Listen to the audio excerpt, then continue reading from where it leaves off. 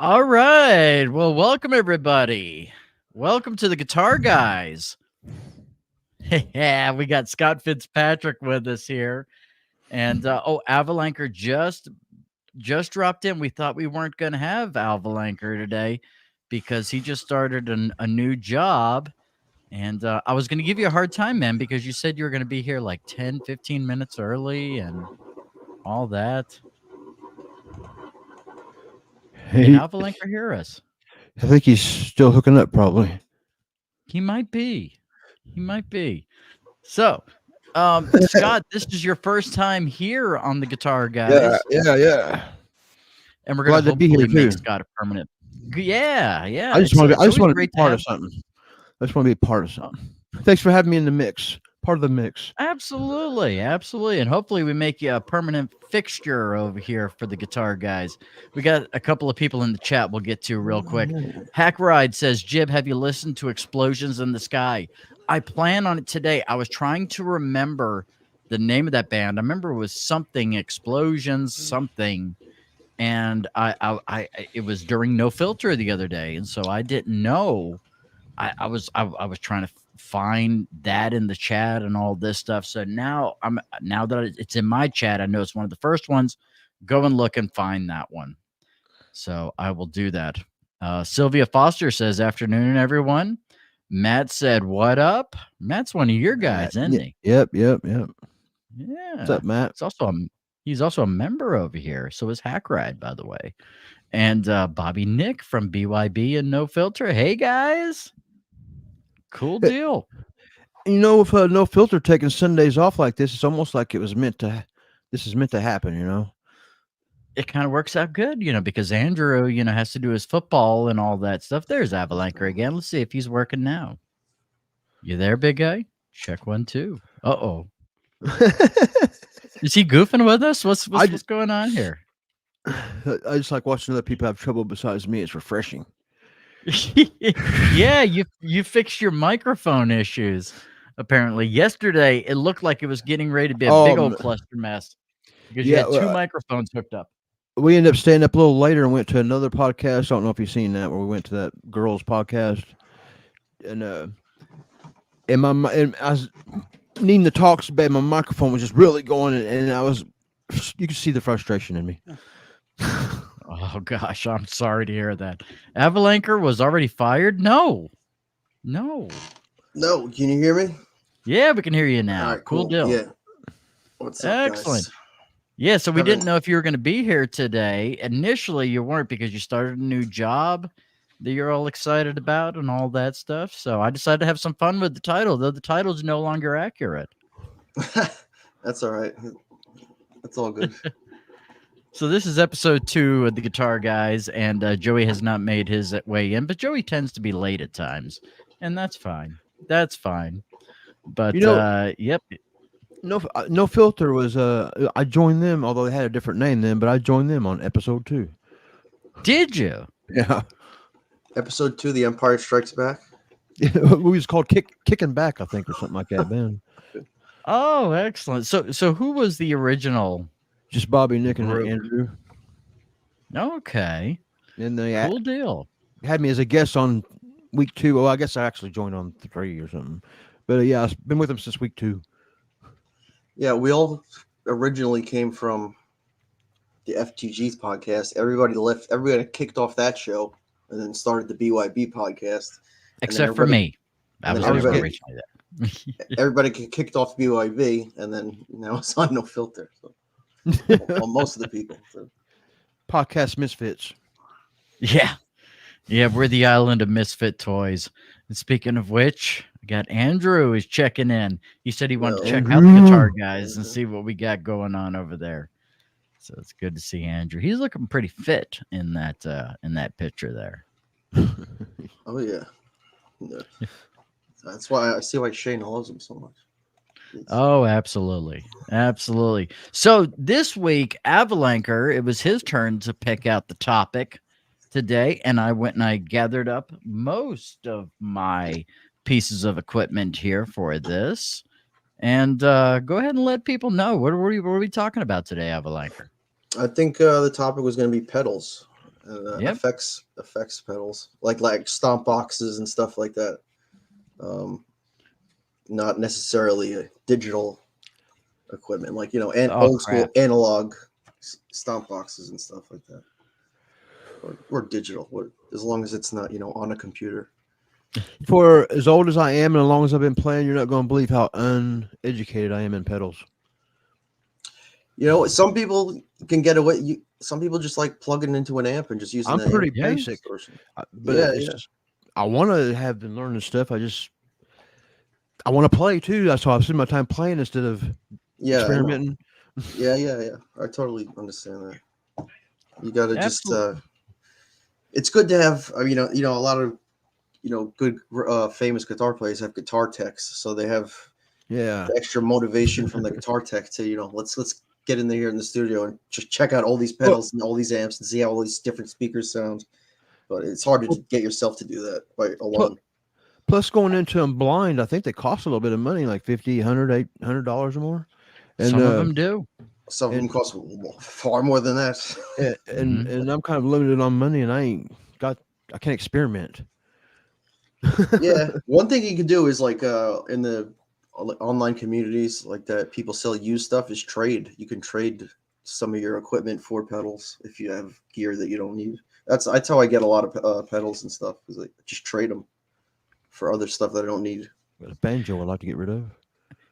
And also there's some great things in the there is a huge clone market out there.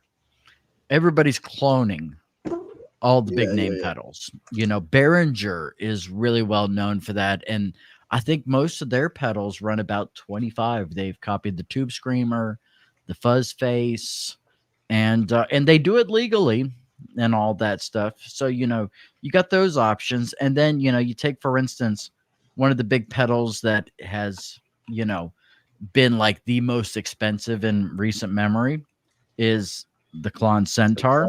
Yes. I got 2 Chinese clones of the Klon Centaur that get you in the ballpark of where it is that you want to go, in terms of that transparent overdrive sound. So the thing is, I remember my first pedal, which was, do you guys remember when Ibanez was making those plastic pedals? Like the green Tube Screamer, like that kind? Yeah. Yeah, they were smaller and they were plastic. I had one that was like the Super Lead or something like that. And the amp that I had was not a great amp. It was one of the low model 15-watt crates, that everybody had as a crate. Was my amp. favorite. Yeah. Oh, you remember those? Yeah, that was my favorite. Yeah. I'm still looking for my crate. Oh, do you? Yeah, I'd like to go back. And see, the gain on those was actually it had good gain on those crate amps. Those were good metal amps for like metal and death metal and stuff. A lot, like when I first got into being in a band, I was basically in just like deathcore and death metal bands, and everybody was using crates or Marshalls. It was just crate or Marshall. People with money would get the Marshalls. Bands with no money would get the crates. Yeah. Oh yeah, and you can get some really good stuff for crates. At a decent price. Andrew wants to know: is there adaptive equipment for disabled guitar users? They're inventing a lot of new stuff. Dude, I've seen a guy with fucking only one hand learn how to play guitar. It's an old blues guy. Actually, lots of blues players had horrible hand disfigurements, and they still made like legendary classic blues. Jason albums. Becker. Yeah. Oh yeah, exactly. Well, yeah, there you go. Jason Becker fucking composes music with his eyes. But it helps to have music theory. Yeah. That's it's an expensive system. What Jason Becker has is like a really expensive system, and he needs like 2 people to help him while he does it. But he wrote an entire album, like over 60-minute album with like 15 songs with just eye movements. Yeah, it is crazy what they're doing with the technology today. Matt makes a good suggestion. Andrew, you should try a theorem. You know, and you know who used to use one of those was Jimmy Page. And Brian Wilson. Yeah, Brian Wilson used You one. know what? All you would do is, What it is was that? this It's just weird thing. One finger. that- yeah, you can use a finger or you can use your hand. I think Jimmy Page would do all these theatrics with it, you know, and all that. I don't know what it is. It was makes kind like of makes like a horror movie still, like Okay. Yeah. Okay. It's the song "Good Vibrations" by the Beach Boys. At Yeah. the end Yeah. it has that sound. Yeah. That's a theremin. Okay. I never would have cool known the name of that. I didn't know that that's what it was. Sylvia wants to know, are there still vintage pedals out there on the market? Yeah, absolutely. Absolutely. You can go and get the recreations of the fuzz face, you know, and you know, you could find like on Reverb, you could find a lot of stuff like the original fuzz faces. And in fact, who was it? JHS brought a company back that nobody wanted brought back a couple of months ago. Do you guys remember who that was? No. They like made pedals for like Sears, and like their ad was John Mayer saying, "Why would you bring this back?" You know, Josh Scott from JHS is he's a pretty comedic guy, so of course he'd be the one to do it. But yeah, I only won one. I use my effects off my amp, and it's the only pedal I have and I inherited it. Oh, what kind is that one? A Chorus Ooh, digital delay. I had Hang on, let me get a drink. My first pedal was the original of that, but when Boss first made those, they made it was digital delay and reverb, so it had digital delay. It was and reverb on the same pedal, and it was insane. Like the stuff you could do with that just on that pedal had like the most amazing. That's the new version, and then they figured out, well, we can just make a delay pedal and a digital delay pedal and charge $100 for each one. And so they stopped making it. That's out of they don't make those anymore, but you can get them online. They're like $250, $500 because they're like rare pedals. Oh wow. So, that's like if I could pick one pedal to have on my rig, like without any distortion or anything else, like I would have that one because it's so freaking versatile. Like it's so good that it was so good that they just had to like stop making it because they could make money just selling us two separate pedals. That's kind of like the same deal with the Klon, which was handmade, as well as an old Marshall pedal, the Blues Breaker, that was popular for quite some time. And apparently Marshall has come back out with a 1-for-1 creation of the Blues Breaker, which kind of blows my mind. But speaking of delay effects, one of the second amp I got was a crate as well. It was the one that switches from solid state to tube. You could choose which one you wanted to do. I think it was like 80 watt. The thing was huge and really heavy. But there was a reverb and delay on there that got me to do that Jimmy Page thing from The Song Remains the Same. You remember the part where he'd go and hit his guitar with the hopefully he comes back. He goes and hits his guitar with the bow, and it goes dun, dun, dun, dun, dun, dun. Right. So I was like, oh, I can do that now. Of course, not with the violin bow, but you could hit it with the power chord there. Oh my goodness, we got 5 gifted memberships from Bobby Nick. Thank you there, Bobby. Right. That is so cool, buddy. Bobby, thank you. You guys are too good to us over here. But let's see here. Private chat. Oh, we got something up over here that you want us to bring on screen? Yeah, sure. That's just that's the pedal I was talking about. Okay, let's go and bring this up here, and hopefully Scott makes his way back. Let's see here. Is it up? Yep, it's up on screen. Oh, there's Scott. He's back. Boom. I kicked myself off. Why'd you do that? You hate us that much? You know what? That's not the one. That's actually the RV6. The original one is this one. I'll send it. It's the RV3. That's why RV3. Well, I could just look up RV3 in here, couldn't I?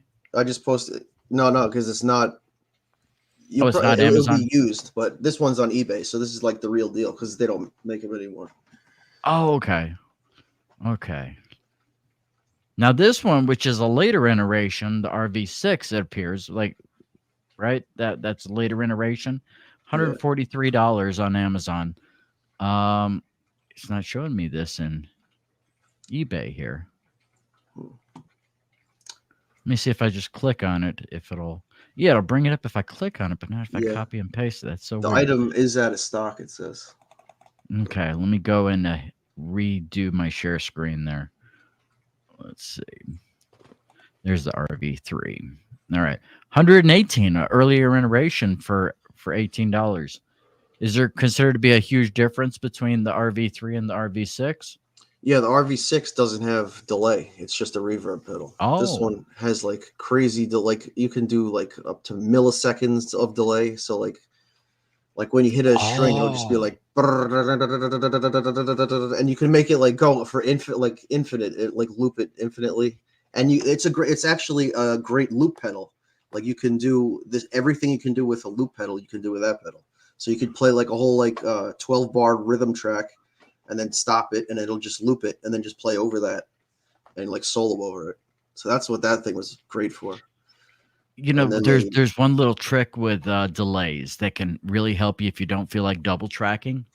If you really set it close, it'll kind of double up your guitar sound so you don't have to double track when you're recording. Yeah. That's or you could do that. You could probably do that live too. Yep. That's absolutely. Yeah, but you can go and take your Stratocaster and kind of beef up the sound, kind of, thicken it out by and make it sound like a Les Paul. Yeah. What's great about this pedal, though, you can see it has two outputs. There's, obviously the one mono output, but you can put it in stereo. So like, you have delay. You could have one hit at the chord. It goes, boom, boom, boom, boom, back and forth like I forget what that's called. The effect of that, but you could do that with the delay and the reverb, or you could put the reverb on one side, one speaker, and then have just like your own the regular sound, the clean sound on the other speaker. So there's a lot of awesome things you could do with that, and they discontinued the pedal because it was just way too good for the price of one thing. So they basically now have 3 different pedals that you need to achieve what you can with just that one. Wow. So yeah, that's why it's out of stock, like on most places, on most sites. So now, because of Alvalanker bringing that up, it's going to end up becoming like the Bad Monkey. People are going to start selling them for $600 on Reverb now. They've been. I mean, I got mine when I was a teenager, so that was probably like 2000, maybe 99 or so, and that's around when they discontinued it. Oh, wow. And we got Joey here. I made it. Yo, what's up? You guys hear me all right? It's you great. Okay, finally. All right, I got the audio figured out. Video next week. So I got pulled over on the learning curve. Yeah, you sent me a text earlier today that you were going to be trying out something later with your video. And Joey, he seems to be upgrading every week. So. Well, the first two times I were on, by the way, hi gentlemen, I'm Joey, and everyone else watching. How are you? The first 2 times I was on, my audio was horrible. I started to listen to the playback and I shut it off because I was wholly embarrassed at how bad the audio. I'm sorry, but everybody enjoyed it though. Everybody who was watching enjoyed it. So Oh, Sean says, I have an original 1965 Deluxe Reverb Fender amp. I love those. Those are incredible. And you have a Met Scott, have you, Joey? No, I don't think we have you. So. No, it's my first. Good to meet you. Excellent. Yes. Scott is on No Filter with Alvalanker and I. Okay. Yeah. Yeah, I've started to dip my toes into the No Filter every so often when I see it. Oh, have you? Really? You gotta like fart jokes and shit like that. Oh hell yeah, definitely. I'm 46. Yesterday we're still trying to light them. Yeah. Yeah, I've never successfully done that. I've tried. Yesterday we were doing your mama jokes for about an hour. Oh, really? So it's good I showed up late. What kind of? Yeah, Joey knows a lot. I think Joey knows a lot more than me about setups and stuff. And oh, absolutely. He knows more than all of us because he's working with these things and fixing them on a daily basis. Joey will send me a text every couple of days with new pieces of gear he's gotten. Yeah, I gotta always on the hunt. Yeah, man, I got some. I went to this guy's house who was selling. He had like 50 guitars, and he was selling. So a lot of them were, really expensive vintage guitars. Like I gotta get those online so I can show you. But there was a 50s Mustang there that he was selling, but it had a gigantic crack in the neck, and it was glued back together. So he didn't show that on the pictures, but I went there like we were gonna buy that guitar, and then he was trying to hide the crack, I think, and hope that we didn't see it. But I obviously saw it, and I was like, see, that's some real scumbag behavior. Yeah. Yeah, this guy was I don't know what drugs he was on, but he was a little crazy. But see, then again, I wonder to myself, if you go and you replace the neck on it because it's bolt-on, right? With the Mustang? Yeah. You got those 50s components in the pickups and the pots and all that stuff. I wonder if you could still get a pretty good deal out of it, or if he was, if you tried to sell it with a new neck, but was he just asking way too much for it? I think he was asking. He wouldn't go lower than like 700 or something for it. So yeah, he was asking some ridiculous prices for some of these guitars. But because if the neck's cracked, that means there's other problems with it. It's beat up. It's right. Yeah. Oh, gotcha. I've played one 59 Les Paul in my life. It was a genuine 1959 Les Paul, and these go for hundreds of thousands of dollars. Mm-hmm. And I walk into a local music store down the road a year or two ago and put it hanging there. If you don't have this behind glass, why do you only want $5,000 for it?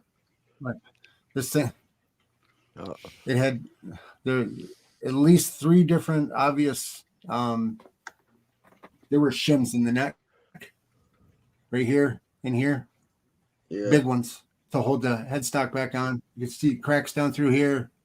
Oh no! This dude, he was a local guy. He played out in probably every band that was around here, and that was his number one. And that guitar was so beat to hell. It was hanging on by its last legs.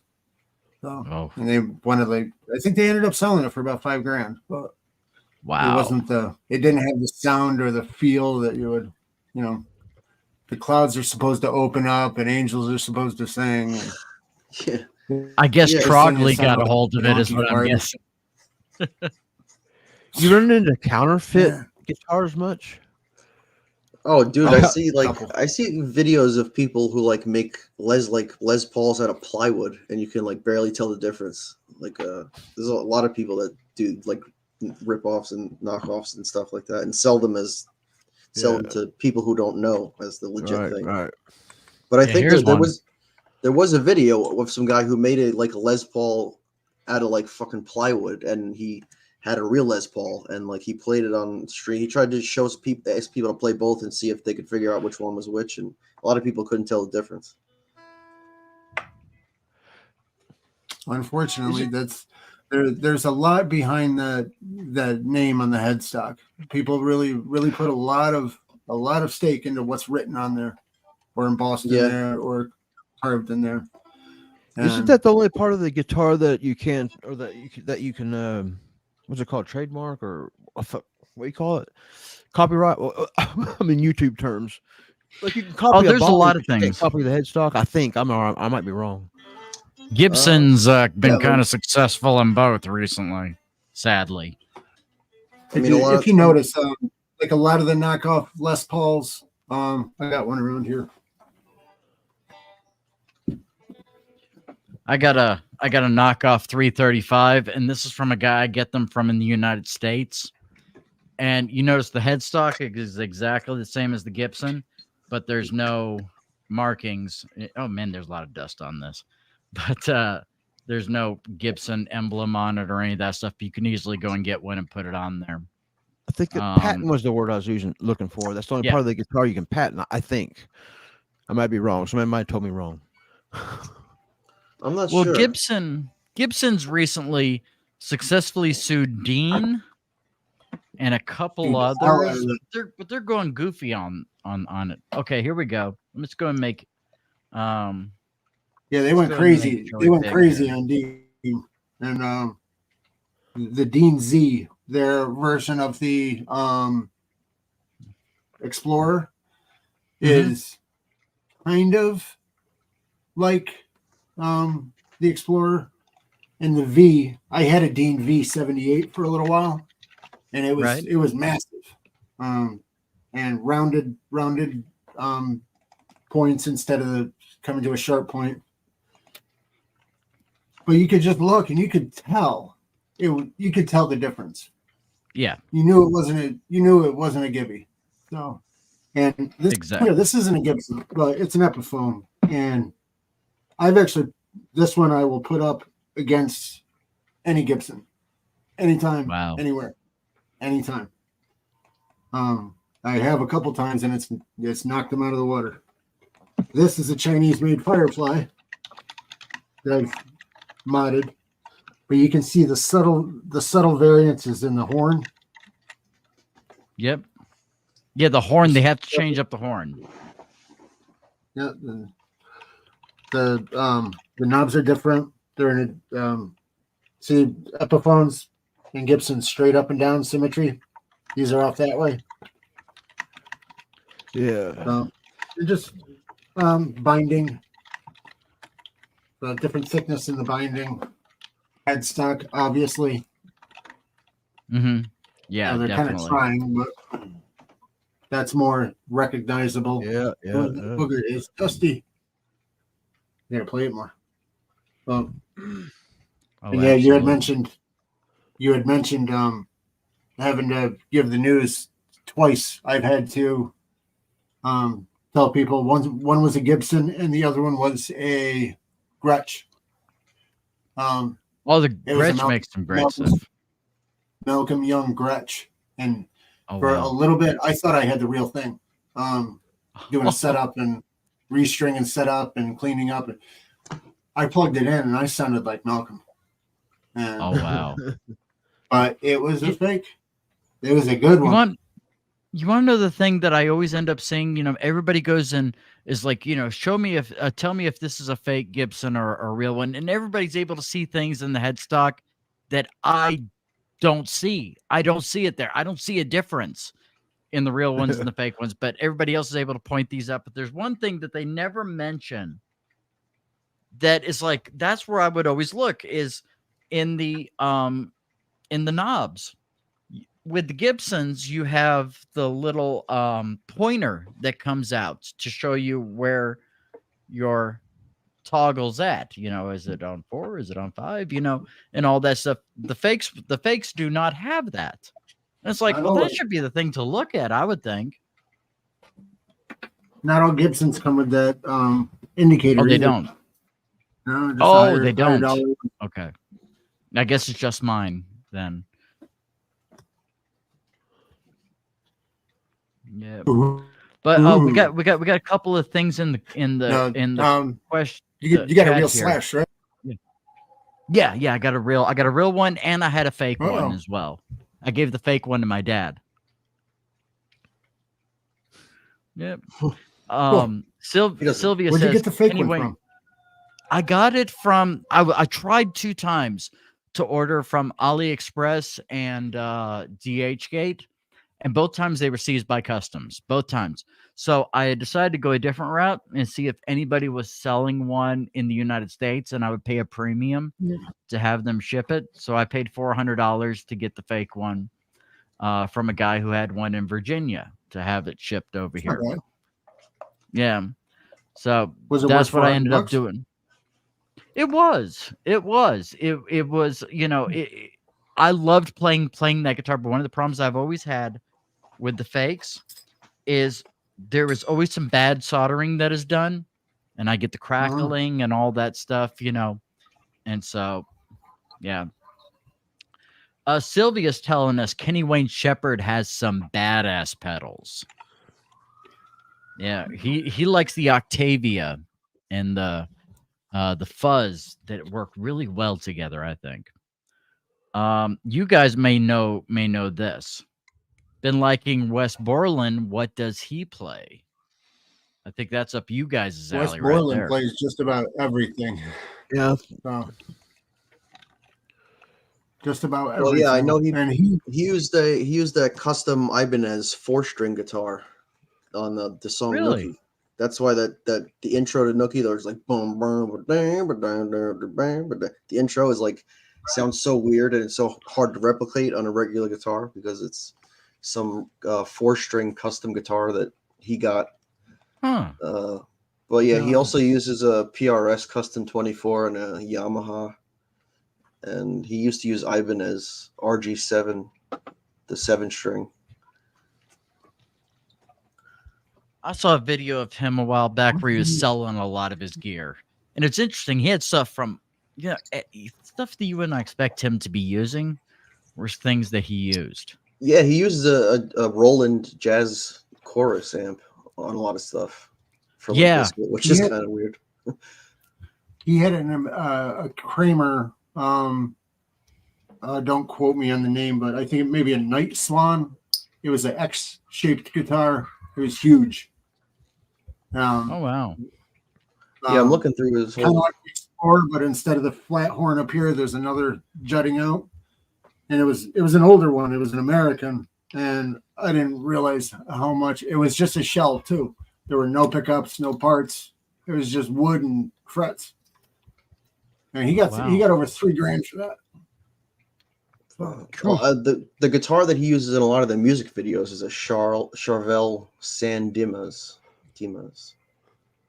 Apparently. Oh, the San Dimas, the Super Strat. Those are great. Yeah. They're great guitars. Sky, you've mentioned the Sam Demases before, haven't you? No, that's out of my league. I'm pretty much a $700 guitar guy. I never really had none of these good hot rods you're talking about. I never really had. I think the Stan Demases, I thought they were somewhere around the budget level. Are they not? I'm also in a limited area. We got a couple of guitar places you can go here, and whatever they do, that's what you get. Unless you want to travel or go for it somewhere.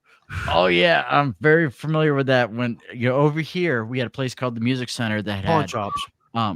There's pawn shops as well. But if you went to get a new one, you would have a choice between Fender, Squier, Ibanez, and up on the top to where you couldn't touch them were the Gibsons. Well, you could actually order guitars from like Sweetwater or like Musician's Friend. Yeah, order them and just play them, and then just fucking return them if you don't like them, and you'll get all your money back. Well, I just happen to like Ibanez, and there's a place that sells Ibanez here, and you can usually get a decent one that plays pretty good. And so I'll usually a mid-level Ibanez is what I usually play. Yeah, I saw you had your hands on one. What have you got? I love Ibanez. Oh. One like Joe Satriani either. Oh, I'm on my strap.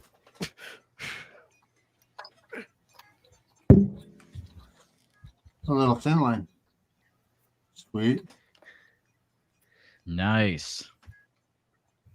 Yeah, see that was a much nicer Ibanez than the one I had. That was my first electric. Had the old RX series. I don't know why. I don't like change either once I get used to something, but RG is what I was wanting. I like RGs and those thin wizard necks. Mm-hmm. Yeah, I've got a couple RGs, and they're great. Actually, just got one that came over from Norway. Oh, really? Well, go ahead. Yeah. Oh no. I was just going to ask you, What is it that you're stringing up over there? Oh, this is the PV. It's an American PV. This was made in Meridian, Mississippi. I don't have a date on it yet because they're so screwed up with their serial numbers over there. But this actually belongs to a client. I promised them I'd have it done today. So I actually put it had all rail pickups in it, and I put and it came stock with the rail pickups, which they weren't too bad. They were kind of muddy, so a little dark. But this is a DiMarzio PAF Joe. Okay. Is the name of the pickup. I've never heard it before, so I just installed it. So yeah, have you ever heard of the DiMarzio? It's really creepy too because it's got this X what? Oh, I was gonna say the DiMarzio X2N. You ever played one of those or heard of that? That's the deactivator, right? That's what it's normally called. Yeah, I guess. I think so.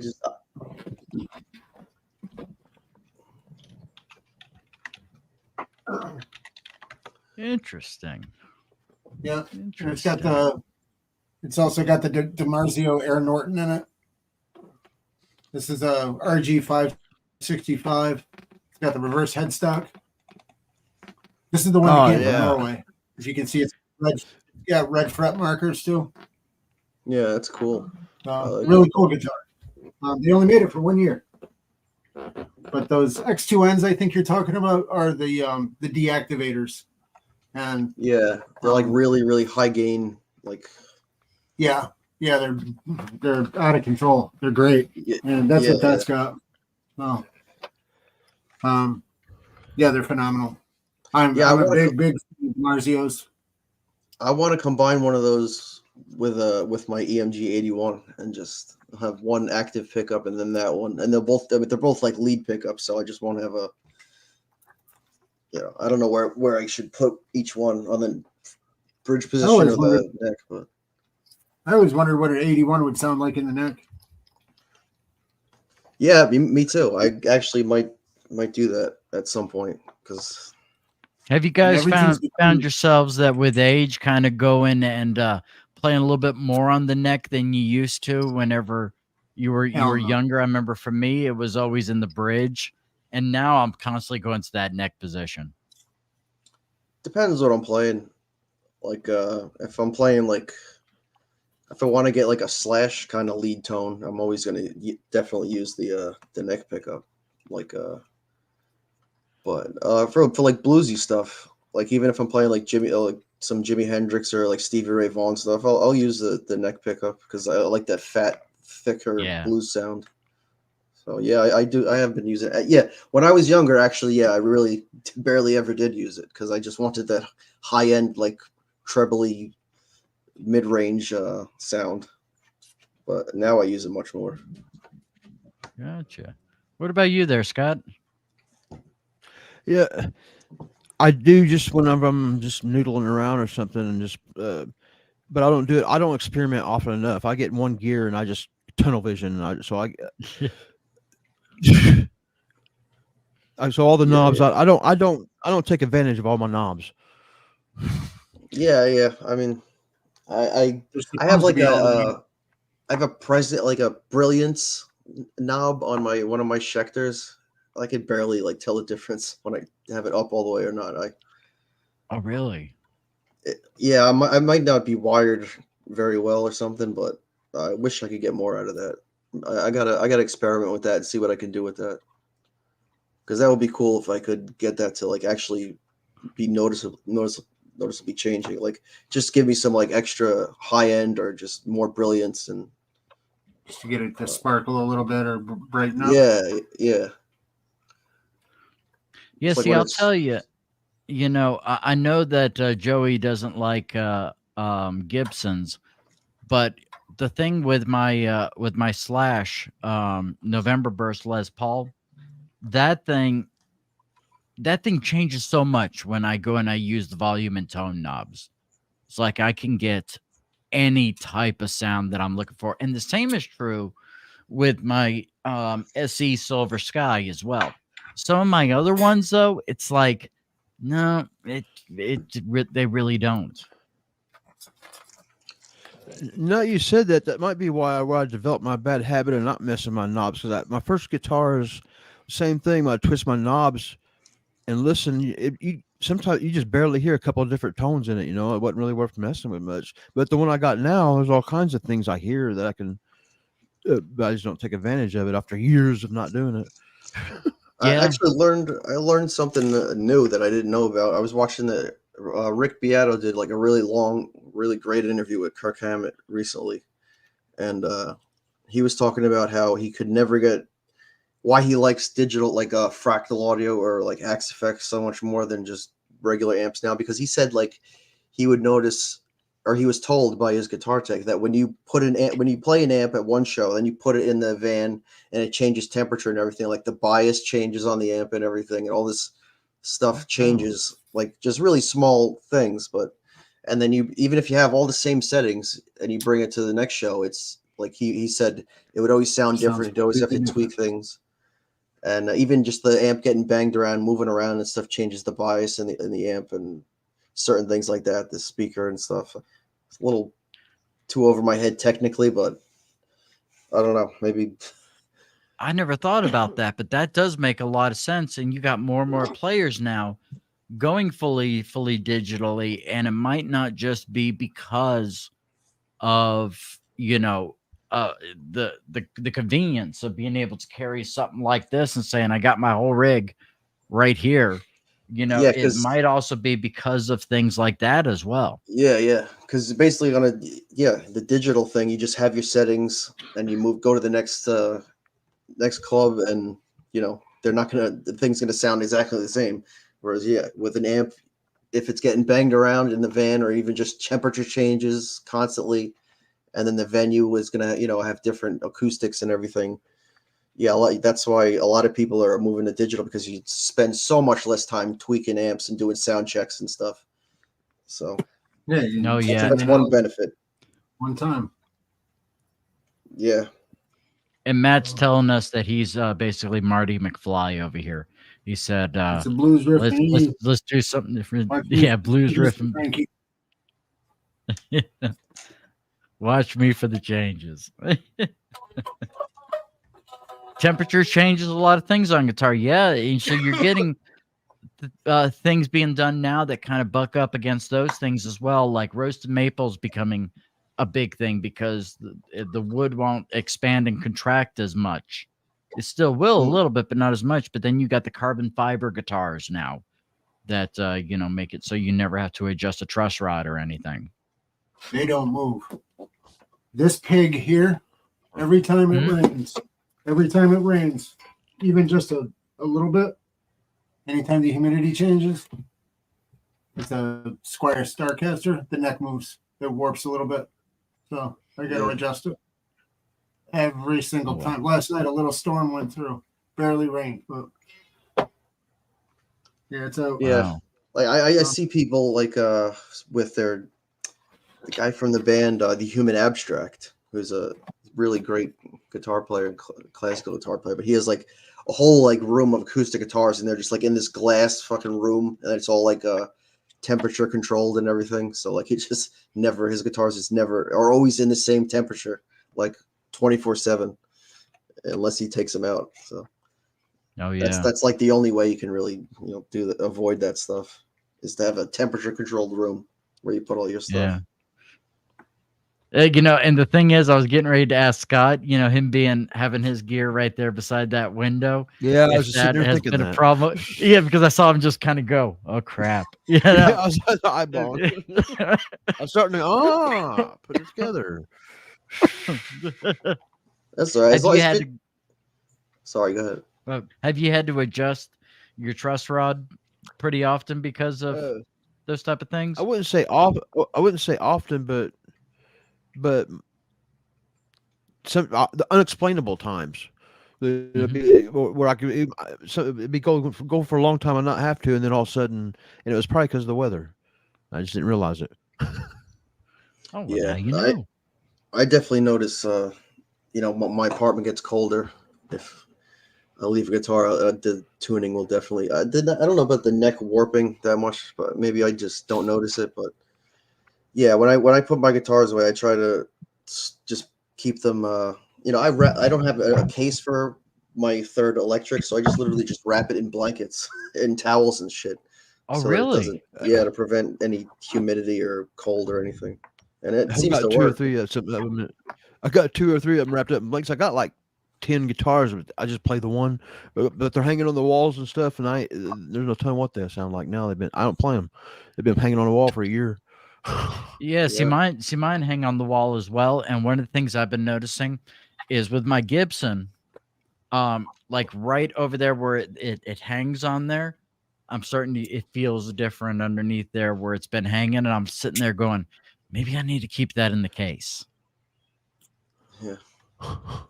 Well, I know hanging the guitar is better than. I know hanging the guitar is supposedly like not too bad for the neck. Like it's better than leaning it against something. There was a test done with that. Hanging. Did you see the test that Guitar Max did with that? No. Apparently that's a big myth, because what he did is he ended up getting a Gibson, a cheap Chinese copy of a Gibson. He's like, I don't care if I break one, it'll be this.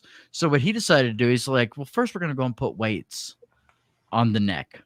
See if the neck is really this fragile that you shouldn't be propping it up against something and all that stuff. So he goes and puts 20 pounds on there. It's like, it's not really doing much with the neck. Puts 30 pounds on there. Then puts 100 pounds of weights on there. And it doesn't adjust the neck at all. So then he decides, okay, I did not expect this. I expected it to warp or to break or something. He goes and sits on, he goes and says, I weigh 185 pounds. He goes and sits on, then he goes and takes 50 pounds of weights while he's sitting on the neck, lifting his legs up. And he's like, yeah, your guitar is not that fragile. Yeah, I guess the trust rod. Say what? I said proof positive because this one just fell. No, that's all right. Yeah, oh, go ahead, Scott. Sorry. I was just gonna say, like, I've knocked over my guitars a couple times, and I always panic and freak out, like my child just fucking fell out a window. But I've yeah, gotten dents, and that's about it. Yeah, I've noticed they're pretty solid these days. But sometimes just if it falls the wrong way, the one thing I'm terrified of is cracking it right here. Like just if it falls and the headstock hits something and the gonna crack here, then that's what I'm most afraid of. Anything else you can probably fix and get by, but those cracks. A whole lot with Epiphones. That was a PRS you just had, right? It's a Schecter, but same kind of looking headstock, yeah. No, it fooled me. They're not, and also you see this one, the break angle isn't. Right. Dude, I'm doing it backwards here, so I'm fucking up. But yeah, Rabbi, get your Gibson. I see what you're saying. Yeah, let me get another one that kind of contradicts that break. An Epiphone, they'll have it cocked back just a little bit, right? But Gibsons are just wet, and when they fall, everything hits. I've seen, yeah, that's funny because I've seen the most I've seen cracked are Gibson like that. I've actually found heads by themselves, and I take the tuners off them. Those retards have been making guitars for 200 years. Won't fix the freaking break angle. Move it up, stupid. Move it up. Yep, and then you got other ones, and this one right here's a Latitude Lark, and it's about the same break angle as a Fender. Yeah. Big difference. Oh yeah, that one's just That's ridiculous. There's no. It was proven 60 years ago that's a design flaw, and Gibson's like, it's a really shitty idea, and we're sticking with it. Well, it makes their guitars unique, I guess. Is it what's the purpose in the far? What is it supposed to keep it in tune better or something? I don't. Not the G string. Yeah, I don't remember exactly what the theory was behind it, or if it was an aesthetic decision. I mean, But, the Les Paul was designed like in the 20s or something, right? Or when was it designed? I don't think it was quite that far back. Late 50s, 40s, early 40s. 50s. So yeah, they Late probably 40s. just It was on paper. they probably didn't know that that was a design flaw at the time, and they just figure that this is what we this is the guitar, take it or leave it. You know, I wonder what it looked like on their violins if they copied the violin, because they started out as a violin company. Wonder if they took the Maybe. same design as the violins in the headstock and said, yeah, this will work. When you got something that's 2 or 3 pounds, it's different from something that is probably one of the heaviest guitars, you know, around, which, you know, this one's like 12 pounds right here. And most of your guitars are going to be like 6 or 7. That thing's 12 pounds? Yeah. Yeah, I got the heaviest one that they had on Sweetwater. That's a beast. Yeah. when I was like young, it, when I was young, them weights of a guitar didn't mean nothing to me, but now they do. My back kills me, man. I gotta have a light guitar now. I hear people saying they love the heavy Les Pauls because, like, when you're standing, like, you don't even have to really push to bend the string. You could just use the weight of the guitar and just like push the guitar down. And that is true, because I got 11s on this thing. So, oh my god, what are you? In yeah, drop yeah. A? I like E standard, and I tend to go with standard heavy gauge 11? strings. Oh Yeah. God. Yeah, your strings don't even. you could probably tune that thing to like drop B, and it would sound pretty dope. It's fucking heavy. I find myself messing up less with heavier strings. That kind of controls me more. You know, that's just me, and I'm not a very muscular guy by any stretch of the imagination. So, you know, so to me, it just works. You know, thin strings, I found myself messing up a lot more and having a hard time controlling the guitar. Yeah, I just stick with 10s. I started off with 9s, and then I heard I tried 8s because I heard Yngwie Malmsteen used 8s once, and then they were just way too thin. So I just stick with 10s.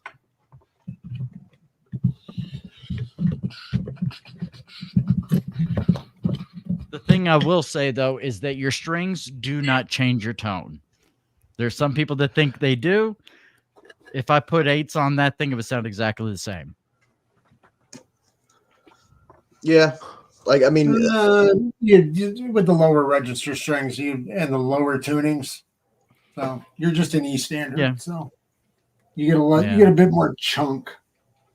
Yeah, it'll probably be a little slightly different if I'm doing heavy gain and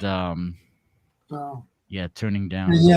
Yeah, I keep forgetting we're two like polar opposite guitarists. So. Exactly. So, and Alvalanker, I can't remember the artist who it was, but you put out a video last week from on Rumble, right? Who was it you did a cover? Yeah, I did. I've been putting out a lot of videos. Let me see which one that was. Because it was badass. I was like, oh, the kid can play. All right. Oh yeah, he's really good. Oh, that Scott was the can really play too. Scott is incredible. That was the Chuck Schuldiner. Okay, the song. death. Yeah. Yeah, that's actually an unreleased, or it is released technically, but it's a demo that they never finished. But yeah, that is a fucking sick, really fast, complex death metal song. Here's where it breaks in the angle. But yeah, 10s for that kind of music.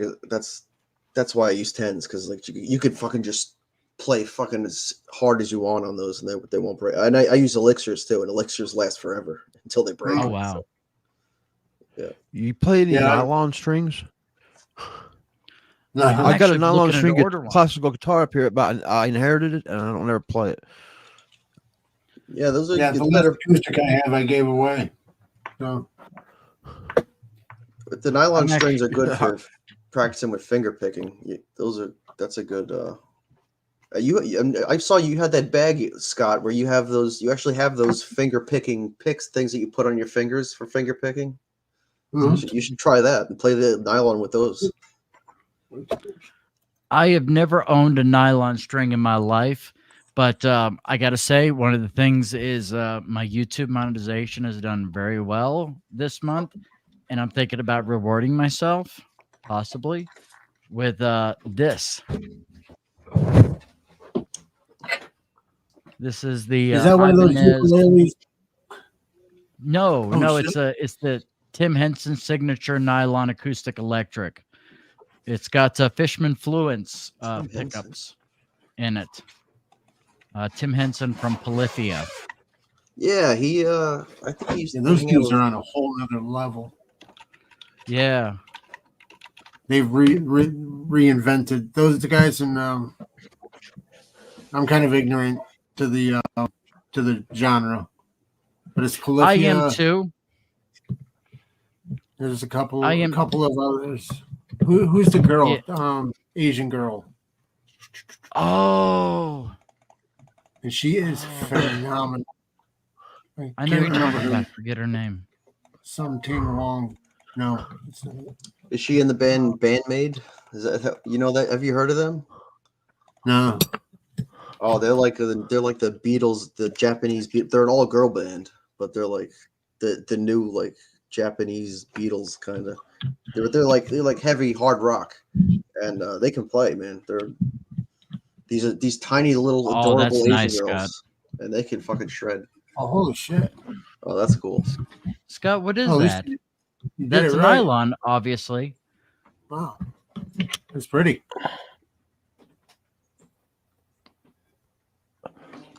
What's the signature on that? This was my dad, so I don't know much about it. I can't read that name. It's a Godwin or something like that. Godin? You ever seen Golden? Golden.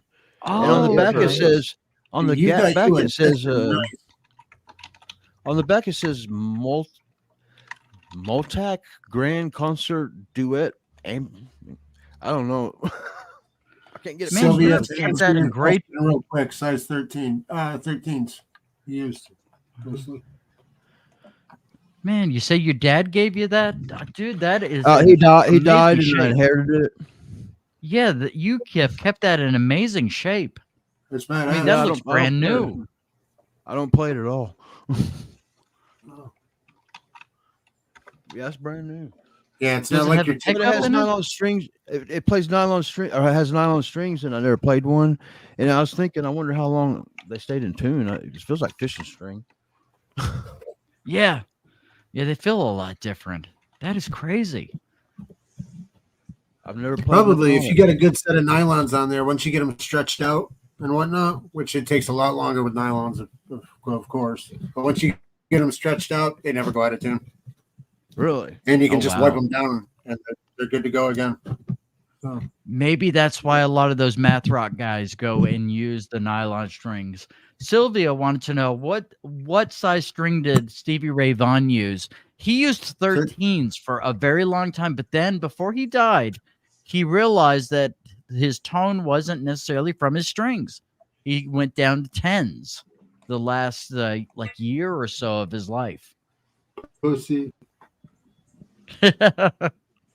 No, 10s do feel pretty good at times.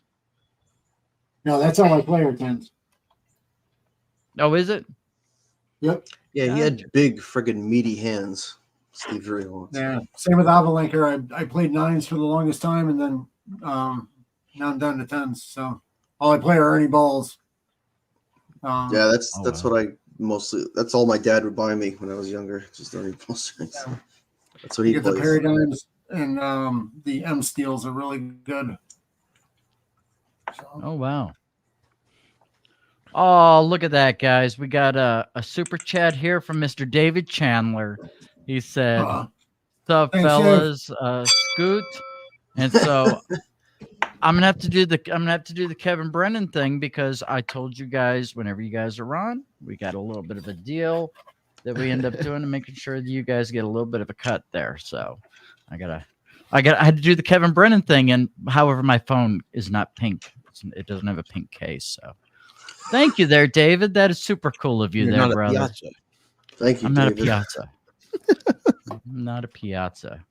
So make sure I get you guys' information to send you guys a couple of shekels. I'll probably be able to do it on the 21st when YouTube pays out. Sure, So, sure. he says, Scott, not Scoot. So don't scoot, Scott. Right on.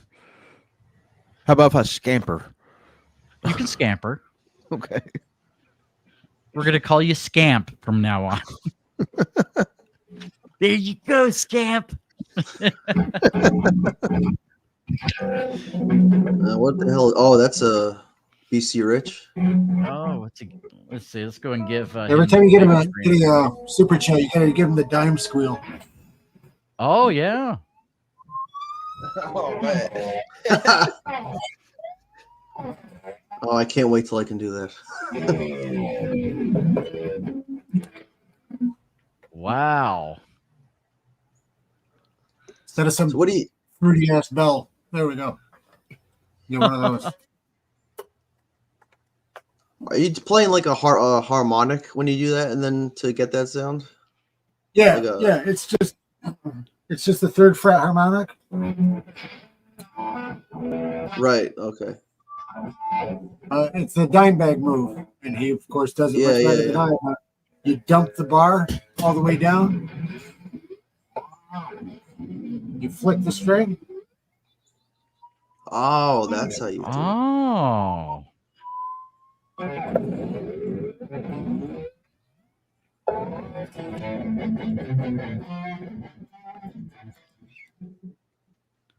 Have you ever seen Eddie doing the elephant noise on his? Yep. Yeah. I did a video showing how to do that once.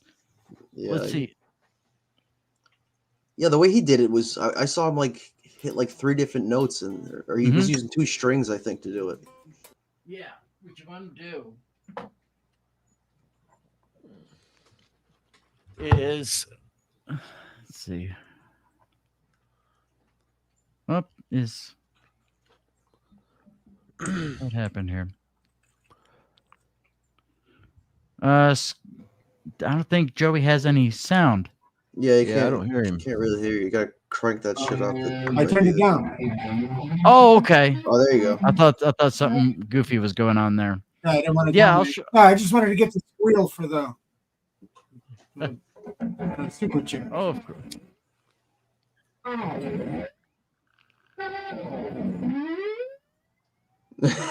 Yeah, there you go.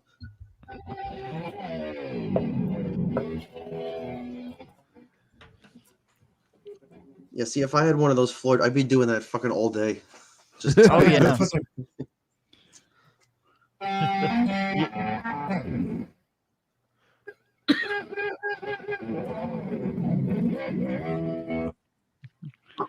it's very common.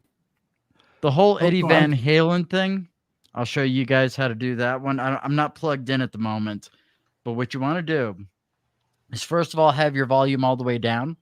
You're going to want a Floyd Rose, of course. Yeah, I saw it. That's right. But right over here on the D string, you want to do the harmonic on the 5th, the harmonic on the 7th, but you want to have you want the Floyd all the way down when you do it. You want to do the which kind of makes it a little tricky. You want to do the harmonic there, and then on the B string, the 12th. Right. And then you turn your volume up and then you come up. And that's what does it. That's exactly what I saw him do in the video. He does 3 plays 3. I see him play 3 harmonics, the 1, 2, 3, and then he turns the volume up and does the squeal.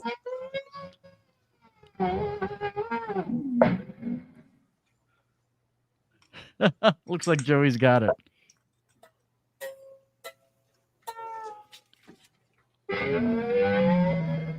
Yeah, there you go. There it is. Yeah. That's awkward. You know what? I could never do the Zach Wilde harmonic on the 3rd fret. I bet you Joey's got that down.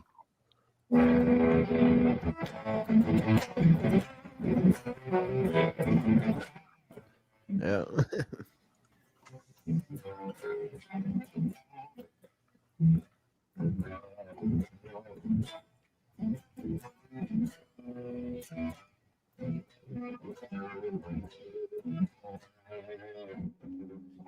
You find it on this one. I tried to see if I can get it to come through better by muting everybody, and that didn't seem to help. But,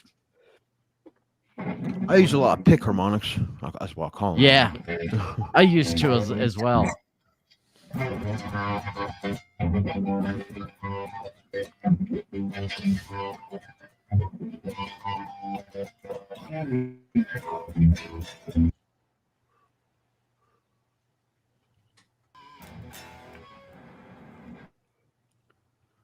Nice. Cool. Oh, look at that. Here's David is such a good guy. Look at this, guys. Just gifted 50 memberships. Holy crap. Yeah, you guys are going to be getting some Christmas money. What a, So let me go do the Kevin Brennan thing. Hold on. You know, an idiot me. I'm sitting over here going, you know what? I could probably just take a screenshot of the start over here. I don't even have to do the Kevin Brennan thing. You want me to take my shirt off or something, Dave? Oh, you'll get something started. You'll go get something started. I mean, it's hard when you're throwing that much money around. You gotta.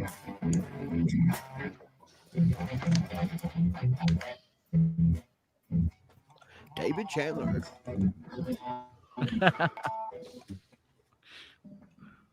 I'm kind of afraid of what Scott was insinuating there.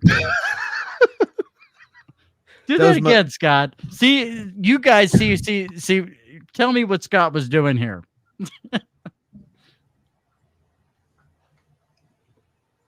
What? I'm just like, Yeah. Chandler knows. Oh God. Yeah, it's like prom night all over again. Oh, bueno. Let's see. Sean Riggle, I haven't heard this. He says, I read some weird story about Wolfgang asking Eddie to play the Power Rangers song when he was a kid. Eddie figured it out, but later the composer met the composer and learned it was written on a keyboard. okay, yeah, I've never heard that. I watched the yeah, I remember that song. My little brother used to love that, you know. So yeah, Scott's milking a cow. That's the PG version. Yeah. Oh, he's milking a cow. Yeah, that's what we'll call it. Milking the cow. Yeah. The cow right into your mouth. You're right there. Yeah. Two great big cocoa skinned cows. Yeah. Oh, that is fun. Yeah, learning the Power Rangers theme, not too far out of the wheelhouse. My daughter has she's got a little mini like 6-string guitar, and she's got a ukulele that I gave her, and yeah, that's what you get out of the cow. I actually sat down and I've never picked up a ukulele in my life, but there's a little cartoon called Peg Plus Cat, and I learned the entire intro to that cartoon for her. So when you start out playing the first couple notes of it, her head whips around. She's like, no way. Oh, that's awesome. That's awesome. It looks like Alvalanker, you just inspired him. He just strapped up. Did you see that? Yeah, I was gonna. Well, I wanted to play something for Mr. Chandler since he's so generous. Yeah, absolutely. Let's go ahead and give you the big screen there.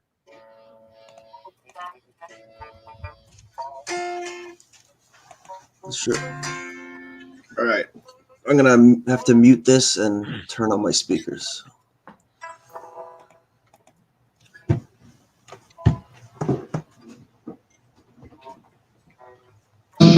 Look at, oh, there he goes.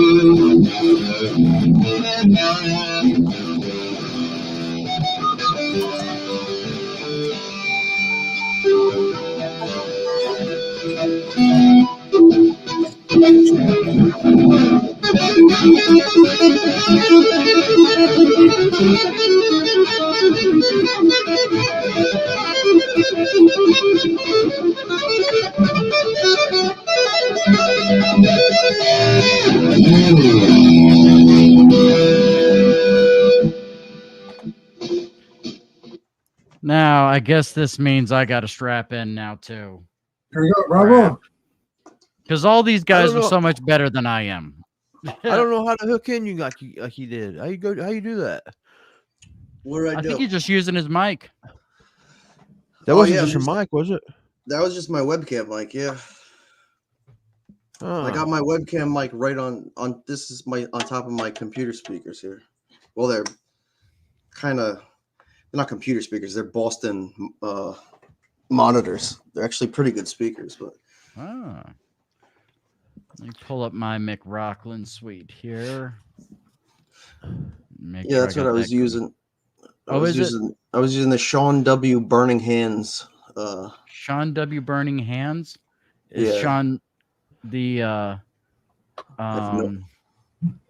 okay, I'll have to find that. I got one of them spider amps that's got an audio interface or whatever you call it built into it. Yeah, that's I I think I have the same I had the same spider amp that you're talking about. I noticed that when I plug it into this, the name of this amp pops up, and if I choose it, but I can't figure out how to. Everybody says I can't control the volume on it for some reason. It's too loud. But I only tried it once. I never went back. I never got back to it. Oh yeah, those fucking what is it? 212 or 112? The spider amp. I mean. This one here, I got. The spider amp I have is 212. So I gotta look up what the hell. Yeah, that's a bigger one than mine. Yeah, there should be a Line 6 should have a program for you to download for that. Yeah. I'm computer stupid, though. I don't know how to do nothing. It's just that's one thing I've been messing around a lot with lately are the modelers. I've been having a lot of fun with them. I just got one from Audio Assault. It's called a Reamp 2. And it's got like 50 different heads in there. One of them is the Driftwood Purple Nightmare. One of the most ungodly beasts.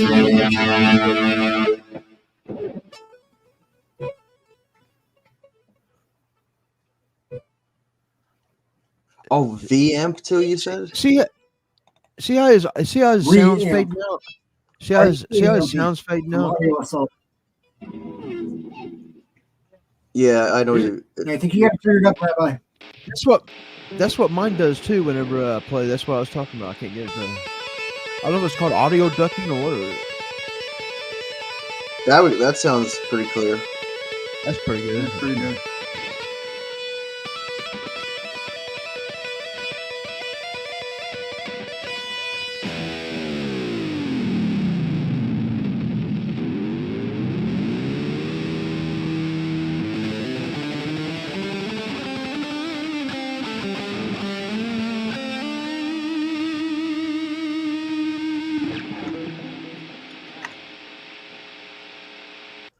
Nice. Are a lot better at this than I am. That's kick ass. Chris, what did you say you're using the McRocklin as well? Yep. Yeah, he was. Yeah. Yep. The preset I was using in that one was the let's see. Let me go back to it here. Running with the Devil. Yep, yeah. There's a bunch of Eddie Van Halen presets on there. There's one that's there's the Running with the Devil one. There's one that has Eddie's name in it, or it just says Eddie. There's a bunch of typo negative tones in here too, which are awesome. And you know, one of the things I was wanting to give this plug-in to Bobby P, back when he was alive, I was going to get him an audio interface and all that stuff. There's like 3 Avenged Sevenfold ones that were added to it after he had passed away. Yeah, I've seen those on here. Somebody asked me to cover Avenged Sevenfold, so I forgot. Unholy Confessions, Andrew. Unholy Confessions, Andrew asked you. Oh, really? That's right. Yeah, thank you.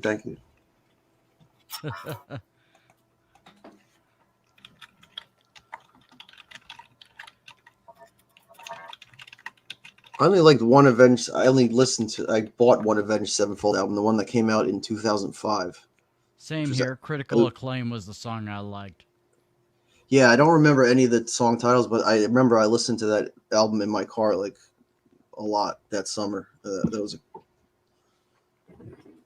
Yeah. Sean was asking about the audio going in and out. The way that I corrected that is I turned off my echo cancellation and all that, and that seems to help. That's one of the things. This thing is StreamYard and EVMux or any of the streaming things are definitely not good for trying to play music and talk at the same time. Mine fades out so bad that whenever I listen back to it, I don't even want to play no more like this because it's terrible. the thing is, your microphones. I know there's a way to play it through and eliminate all that. You guys know Steve Stein off of this YouTube guitar teacher. Yeah. Yeah, he plays live. I've talked to him live all the time, and he plays live. Sounds great. Yeah, and, I just don't know how to do it. I know I did. It took me months and months to figure out how to do it, but I can help you figure it out. We'll DM and talk about it. But yeah, he's got a different guitar every 5 minutes here. Yeah, Alvalanker, you've got to walk me through it too as well, because just a little while ago, like 2 days ago, I was talking with Chris and I was like, "Yeah, I got my mic set up. I got it set up so I can play, all good to go." And I was like 10 minutes late coming in because nothing fucking worked. Oh gosh, it was working perfect the other day in StreamYard. Here's what I think the trick is, okay? Because I know I went through this one time with Tony. A couple of years ago. Like, start playing, and I'm going to adjust the mic settings here. Go ahead and start playing. I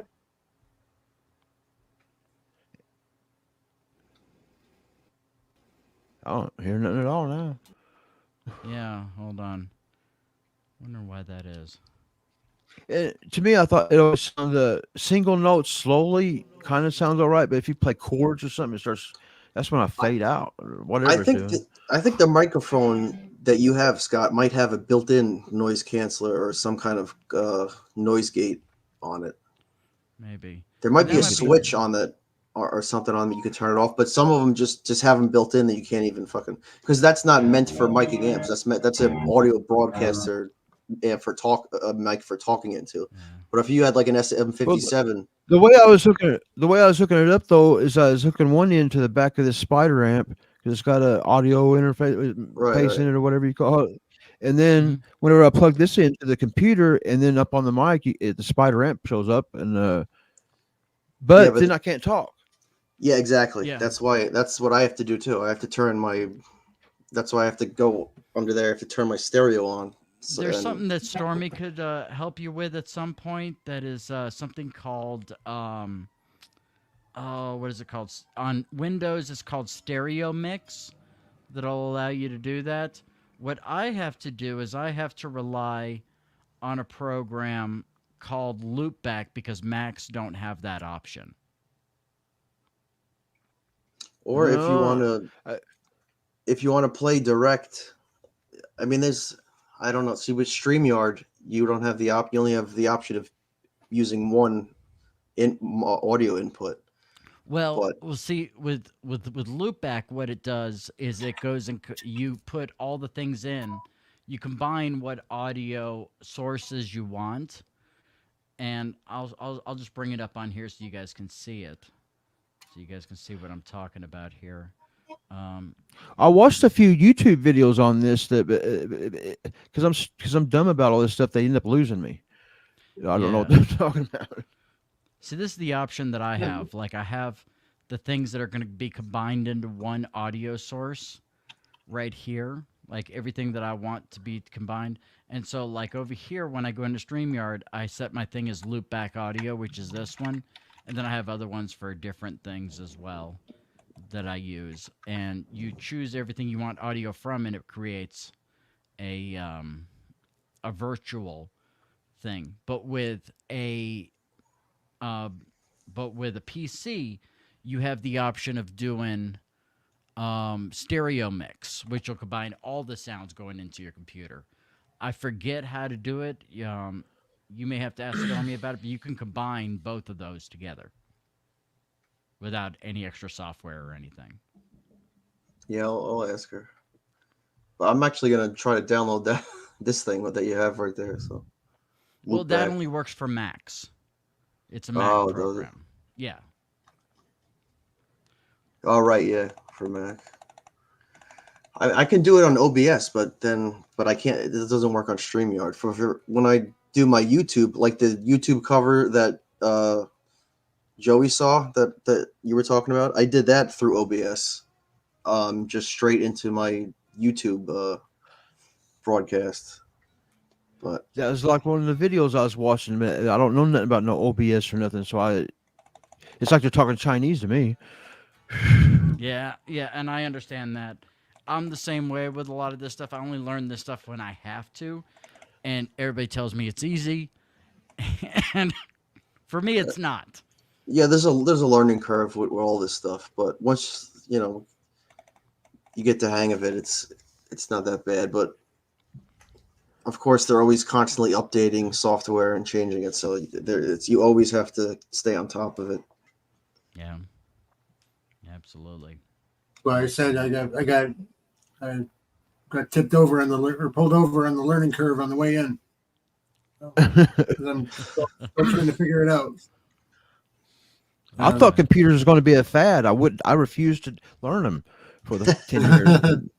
And It'll peter out soon. Just I was wrong. Just wait.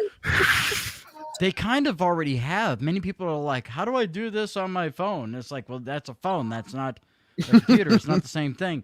But they're trying to make basically you to be able to use your tablet and your phones as computers. I will never go that route because there's certain things that those things can't do. And people don't understand that they can't do those things. Yeah, my dad's all about the tablet thing. He uses that for all his stuff. I don't even know what he uses, but yeah, I showed him the McRockland thing, and he was like, "Oh, I've tried that already." Blah, blah, blah. He's like, whatever. Shit. But he uses Mac stuff. He has a Mac iPad or whatever he uses, but he gets some amazing. He's into making the guitar sound like a piano or shit like that, and he's just likes fooling around and shit. Speaking of which, I got a thing for that. Oh yeah, okay. This is the Synth 9 pedal. I'm kind of bringing it back to pedals. Look at that. But this is, you got 9 different things over here. You got the OBX, the Prophet 5, the Vibe Synth, the Mini Mood, the EHX Mini, the Solo Synth, Mood Bass. My favorite is the String Synth. I love that one. And the Poly 6. And then and the thing that's neat about this pedal is you got a dry signal and you got the effects signal. So you can run an acoustic or run a guitar sound at the same time that you're running the synthesizer sound. That's really neat. I'm learning shit. Yeah. Joey, how many guitars do you have? Sylvia wants to know. I'm assuming he owns a guitar shop. You think this ain't personal collection, is it? Yeah, so these are all mine. I do. Really? Wow. Yeah, I am kind of in the business. Well, I'm an addict. So Wow. I just assumed he was in a guitar store. No, that's his house. That's his. I live here amongst the rubble. So. my buddy Tony, who's been See on the show. This or not? But... Oh yeah, that's your work table. No, it's there's two 412s. There's an old 412. There's a Oh, okay. Oh wow. 5150. There's another 212 behind. That's the wall of blast. You should just crank all those. Dude, you should just play through all those, and guarantee your mic will pick it up just fine. You won't even have to do anything. He may not have a house left if he does that. It's a pedal show, so the radial big shot, you can run 2 amplifiers at once off one guitar. Oh, nice. Okay. Yeah, really cool. You can either run A or B, or both of them at once. So can you do the same thing with like A being pedals, and then run those into the same amp? Nice. Sure. Yeah, it's got output A and B. So if you put something in between the amp, yeah. So basically, every guitar gear reviewer needs to have one of those if they're going to be testing things out. You should, because it allows you to switch from amp to amp. So like I've got a Marshall 212 down here, and the EVH up above me. That's the one I use pretty much all the time. It's perfect amp. To be able to switch between those. Very nice. Easily. Very nice. And it's great for comparisons, or when just fucking letting her rip. And because I love playing loud. I mean, extremely loud. Yeah, me too. Nice. So I just something here. One of these is great to have. Just a splitter, regular. Oh yeah. 1/4-inch splitter, and you could get away with. You could plug a pedal that has 2 outputs. You could use 2 of these and probably use 4 amps. So could that get me by my when I plug in? I can only do my amp, and is there a splitter I could talk and play my guitar at the same time? Yeah, there should be on this. But your microphone, was that an XLR cable? Or then the microphone would pick up the amp or something. Oh no, because the sound would go into this. The thing to do, Scott, is next time Stormy comes over, see if she can figure out how to get stereo mix as your in your audio. That's something that is within the settings of Windows Audio. I've seen that. That'll allow you to get all those sounds coming through the same source. This is I remember I had to do that because I used to do Skype interviews to live radio with music coming off of like iTunes and all that stuff back when I used to have a Windows computer. But guys, go and check out Alvalanker's YouTube video. Just subscribe to my channel. Check out my videos. To his channel, rather. But these splitters are great to have. Like just one like this. This is for 1/4-inch, and then this is a 1/4-inch into RCA. So this could go into you could use this for a stereo or anything that takes RCA cables. Nice. But yeah, these are awesome. I mean, they'll save you from having to buy like a friggin' box that splits it up for you. But yeah, Scott, I noticed you have a bunch of these. You should use these when you play your nylon acoustic. Oh. Yeah. I like I said, I only played with it like 5 or 10 minutes, and I put on but then I just wanted to act like a cat. play with the Freddy Krueger fingers, but I'm not much of a finger picker though. I'm a very basic finger picker. Yeah, that's one thing. After I've been playing almost 30 years, and I haven't practiced it number one, but I can't get the. Yeah.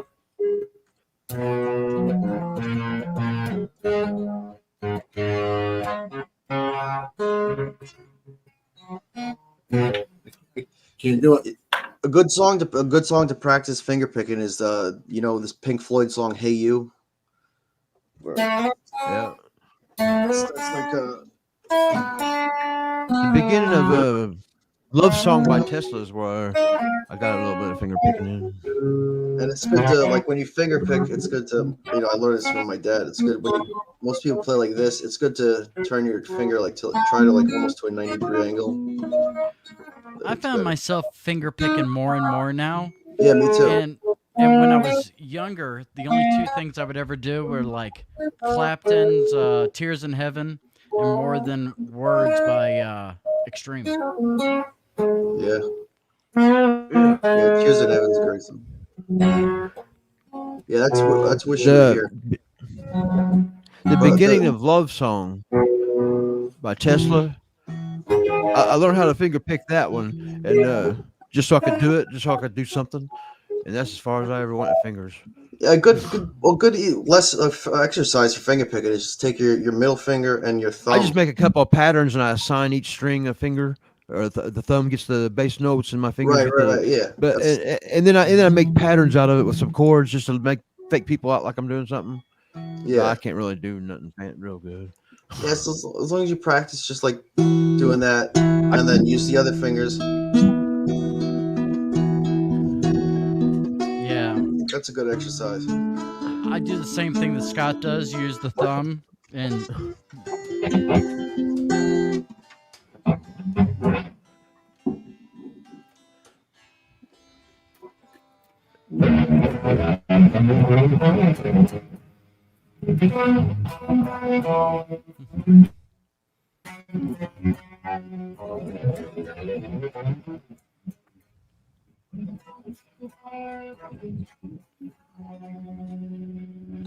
Dude, do you want to see some fucking wires? I got.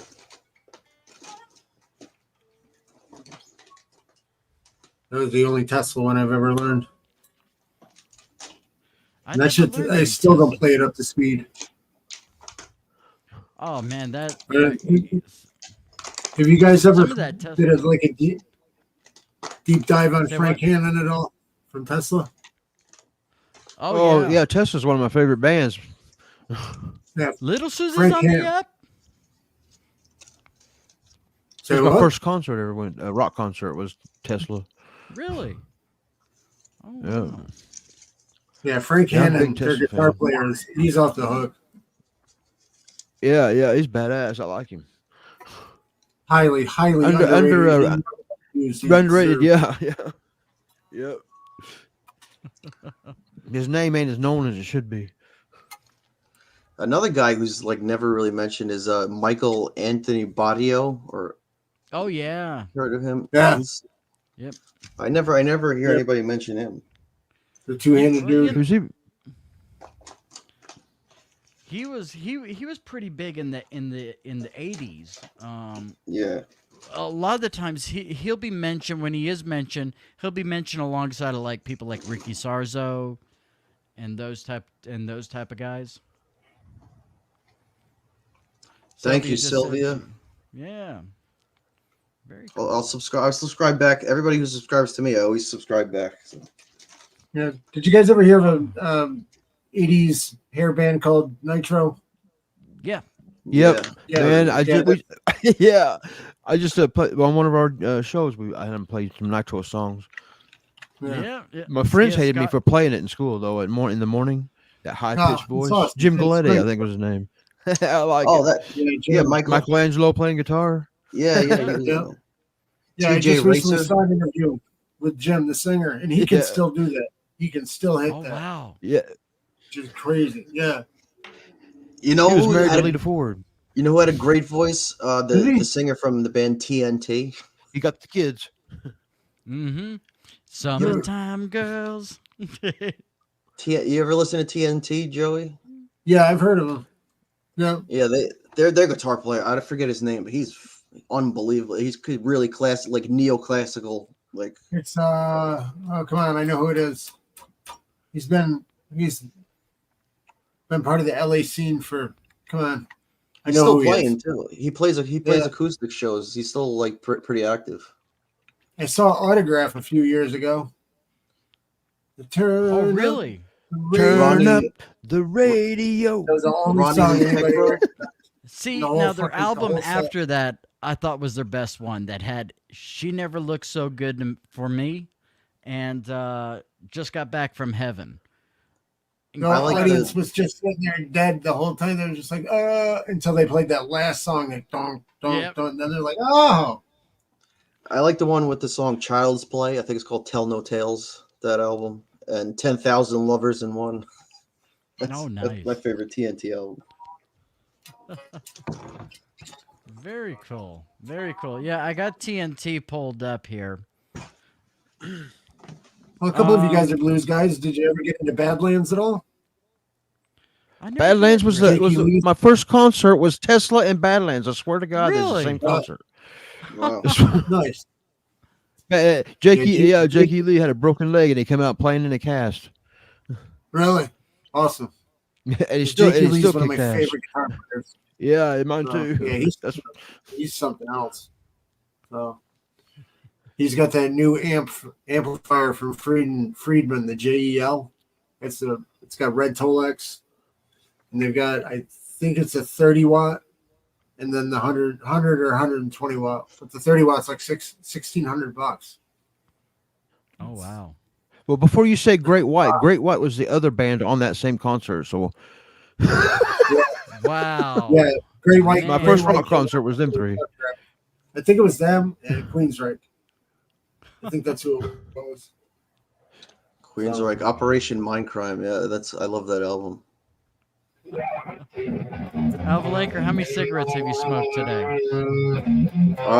Probably the equivalent of one. Okay. Well, the guess was 0.5 or 0.7. Yeah. Okay, was, so what you're John pretty. Michaels You know says. what? It might be 0.7 because I barely. He nurses them. I don't smoke a whole cigarette at a time. So. Oh, goodness.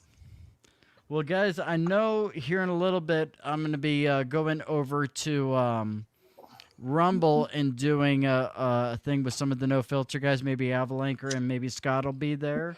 And I got to go and get some stuff done before I do that.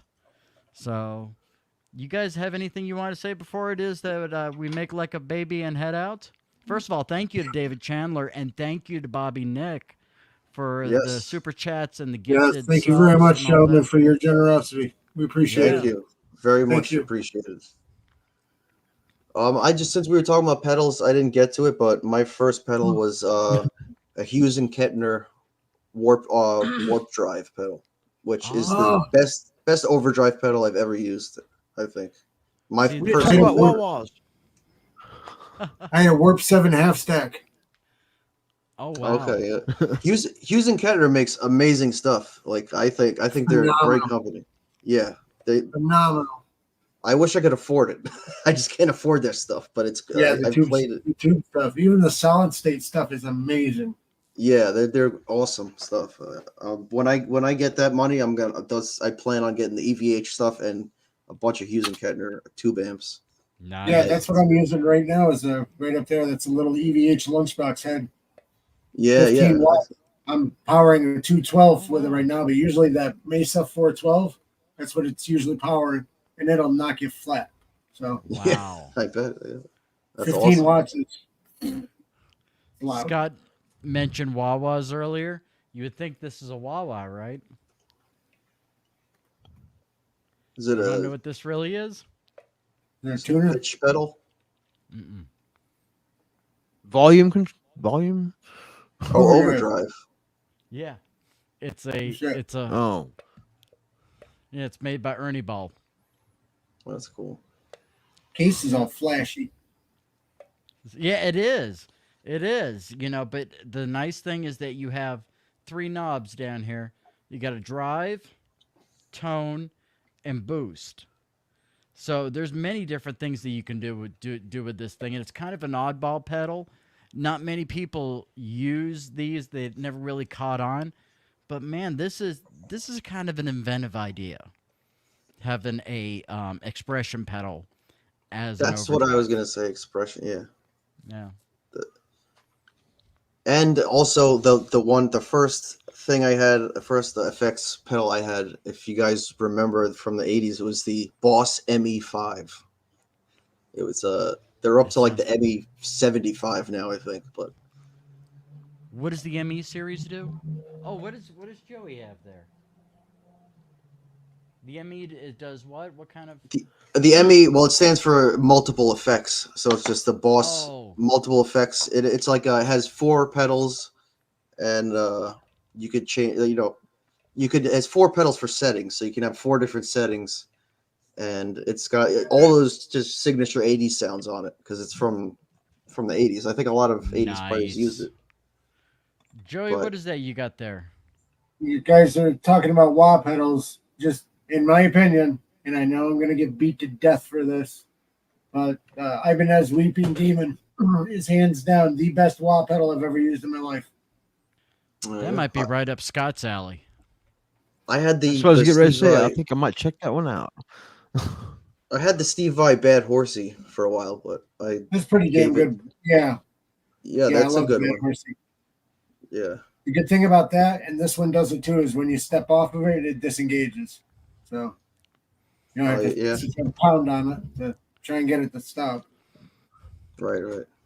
We got a question over here. Actually, I kind of do. There's a talk box in this thing that does the talk box thing without having to use a microphone. Really? And all that. Cool. You know. That's exactly what the ME5 looked like, but just from the 1980s. Cool. Nice. But yeah, it has an expression pedal on it, and those 4 or 5 buttons you can stomp on to store your effects settings and stuff. Oh yeah. Yeah, see, I had the smaller version of this before, which was the G3, but this one has a nice little touch screen over here and all that stuff. So much easier to put your, to set your presets and all that other stuff. I think I got like 500 banks in here, which is nice, so.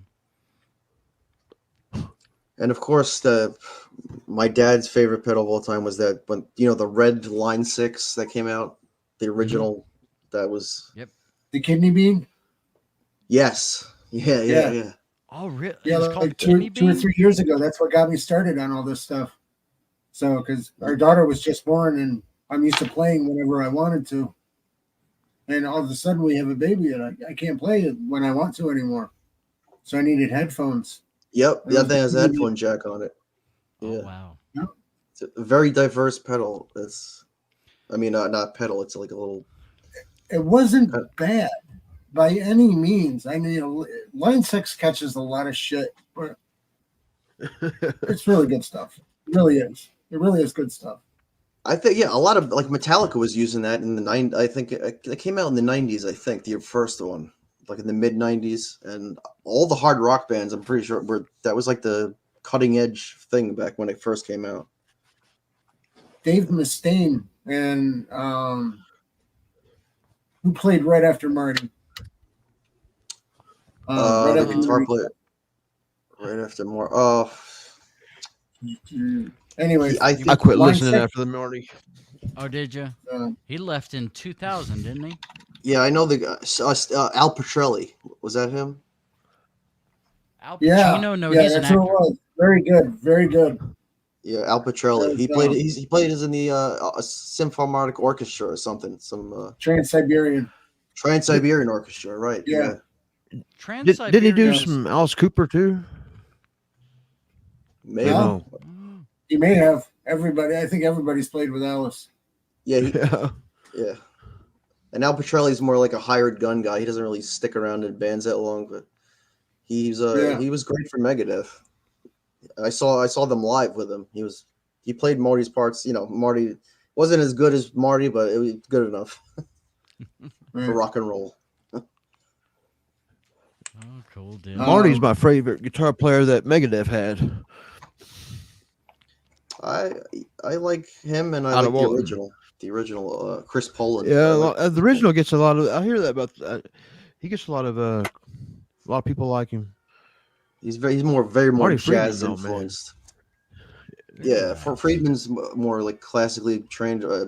Chris Poland is more jazz influenced. Well, I'll tell Yeah, you both what. of them are stick ass crazy guitar players. I got stuff I got to do, but you guys seem like you're having a good time. How about if I drop out and let you guys continue on? I got to get. How you going going to turn us off? Oh, you do? I got to get ready for the next show.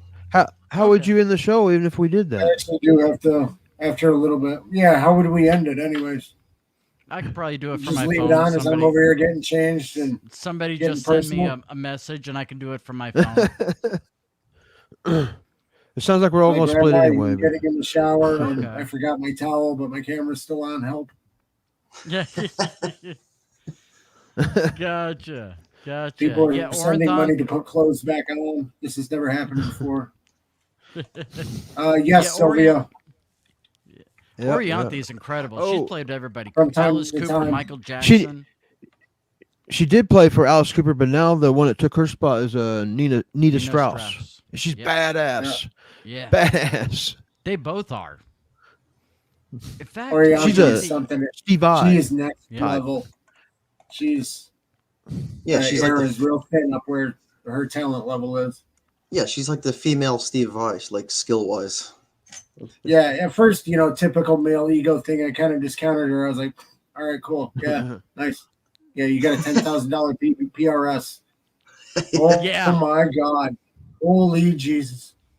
Listen to her rip the hell out of that poor guitar. She And easy on the eye. She is good. Amazingly good. Now, let's see here. Next week, Joey's going to choose the topic.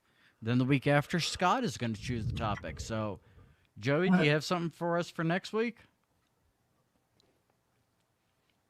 Off the top of my head? No, it would just be something vulgar. That's what I was thinking. Anal. Right? Can't say that. Right. I'm trying not to curse and bring up bodily fluids. Bodily fluids are a bus full of toddlers. I mean, Jesus Christ. I'll come up with something cool or lame. All right. More than likely lame. Oh man, you'd show us like how to do some friggin' Maybe how to set up a guitar or something, or even like some like electronic stuff like that you can do on the guitar. I didn't know how, and I ain't saying I know how, but I didn't really learn how to set up a guitar not too long ago. I wish I would have learned how at the beginning. We can make this interesting.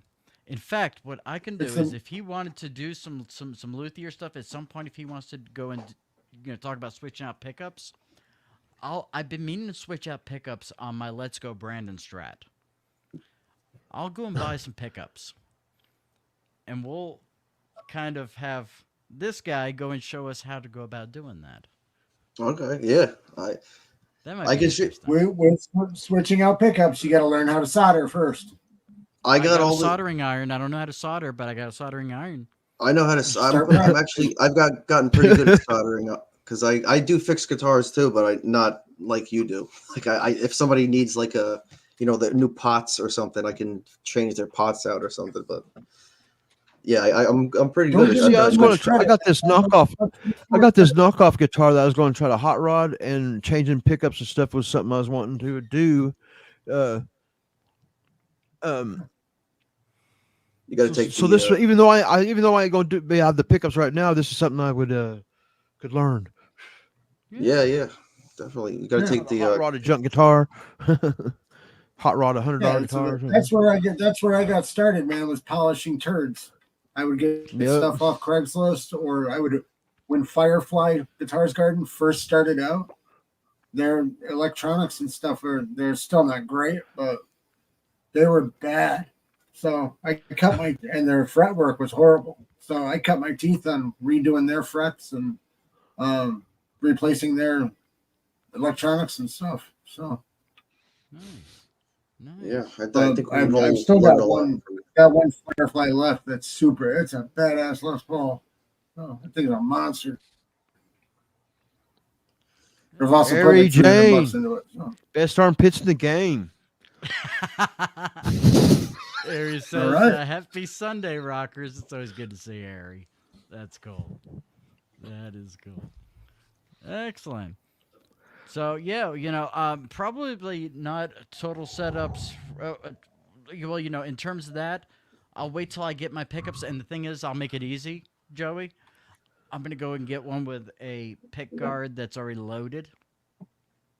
So it could be easy on that. Help. But maybe you could teach some things on. Well, that's easy to do. You just screw it back in. It's already loaded. I thought I was going to be doing something. All you got to do is just put the screw back in. There you go. You got to connect the ground. I think that's it. How about this? My latitude lark over there. I got a buzz on the 2nd fret. Maybe you can show us how to fix buzzing. Yeah. You either got a high fret or you got to tweak your truss rod. What? You guys ever play? Or you ever play in your forearm? You'd be resting or something. Your forearm will touch the strings, and you feel just the slightest little tingle in your forearm or something. I've had that happen to me over years. All the guitars I play ends up doing that to me. It's arthritis. I feel a little electricity through the strings on my forearms. It's arthritis. Does that make no sense? Oh, you're harmonically one with the instrument. I don't know, fucking bad ground or something, or I figured it was a ground. You touch it. I figured it was a ground, but I don't know about wiring or nothing. See, Joey thinks it's a good thing. I think there's something medically wrong with you, Scott. Yeah. This never happened to you guys? I thought that was a common. Only if the guitar was really wet and plugged in. Wow. That's it. Yeah, you should be good. Yeah. Good. Almost every guitar I've had, almost every guitar I have, I'll be playing for some hours. If I'm just resting and my arm is just resting on my guitar, I feel electricity almost enough to where I got to take my arm off or it'll make me jump. That's carpal tunnel, dude. That's what this shit feels electrical. That's what it feels like. It feels like you're getting electrically shocked when you have carpal tunnel. I've had carpal tunnel. This is right where the strings is hitting me. It's letting me. Well, I feel stupid now, man. You guys don't know what I'm talking about. You think I'm crazy or something? Josh, Scott, we have seen you with your mushrooms. Okay, so nothing is outside of the realm of possibility with you. There is that story of the first Metallica bassist. I forget his name. Ron McGovney. Dave Mustaine actually poured beer all up down his neck on his bass guitar, and it was plugged in. And when Ron McGovney went to go pick it up, it shocked him and electrocuted him. And that's when he quit. That's why he quit the band. You ever see a singer walk up? Oh, yeah, the microphone. Yes, I've been shocked by microphones before. My mouth, yeah. The sound guy, if he doesn't like you, it's usually on purpose. You walk up to it. Oh, that's what it is, huh? Yeah. That's what. Sometimes it's an accident. It was my singing. It's what it was. Now I know. That happens with SM58s. Sometimes when I go up there, if I touch it, I'll get a little shock. Yep. Sean had a question. What were you referencing about the tube amps, Sean? Okay, he says it has extra sensory powers. He thinks that Scott's, got it plugged in with an amp and all that stuff. If he's asking, is it a tube amp? No, he's talking about just taking his guitar off the thing and just resting my arm. Well, it'd be plugged in, of course. Oh, but while I'm playing through an amp, and then I'll just stop and my arm be resting right there. It'll get me a little bit. You should probably see a doctor. I don't know.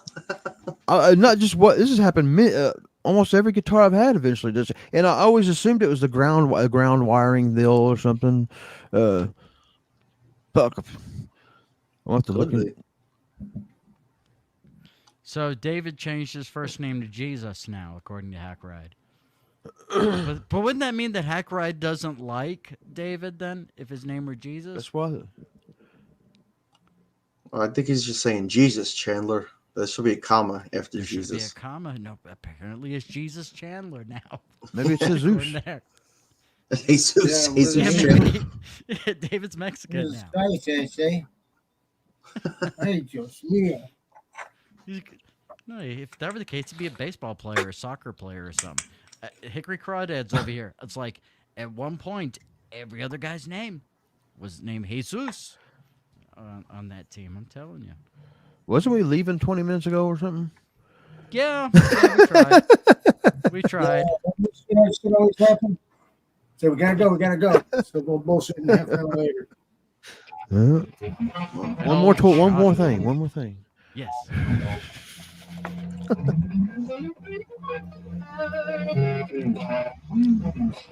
All right, I gotta take care of my cat and get ready for the next show. So, Joey, what state do you live in? And I can't get it. Fuck. Dimebag can get it every time.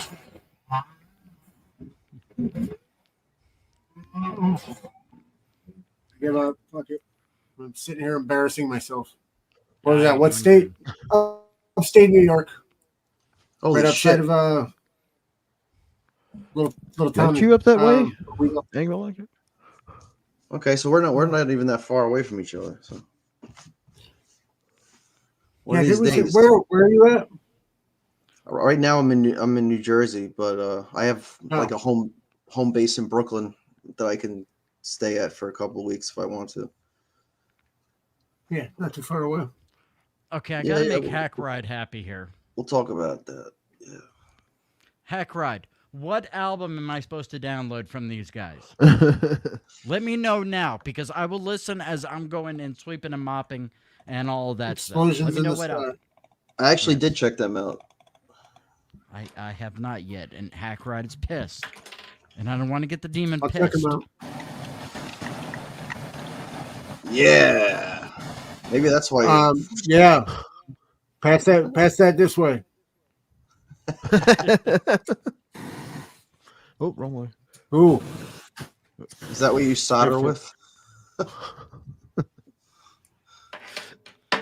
Oh, goodness. If he would have Hopefully stood I- up and his dick was in his hand, I would have been, oh my God. It'd been an awesome one. Jesus Christ. Oh, Give me an goodness. idea Like, for I the don't next mean no to scare, filter. but I've never seen that. Speaking of which, the thing with the no filter, guys, I was gonna do that at 4:30. I'm gonna do it at 5:30, so I can still go and get my stuff done and be back. Yeah. We might be Rumble exclusive. We're gonna see what everybody wants, and we're gonna find out from there. And if Hackride doesn't tell me which one to download, then I am just gonna go hit the top songs and just let that play. Oh, he tells me, take care, or wilderness, or the earth could be dead place, Alabama. Okay, I will go and add that one right now.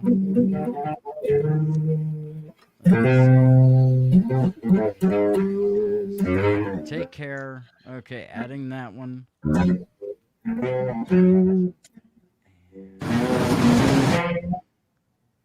Jesus fucking Christ. Okay, only one of those albums was on here. Okay, so I got that one on here now, Hack Ride. I'm gonna listen on my way out. All right. So, I got them on YouTube. peace and a blessing. Hello. Good day, guys.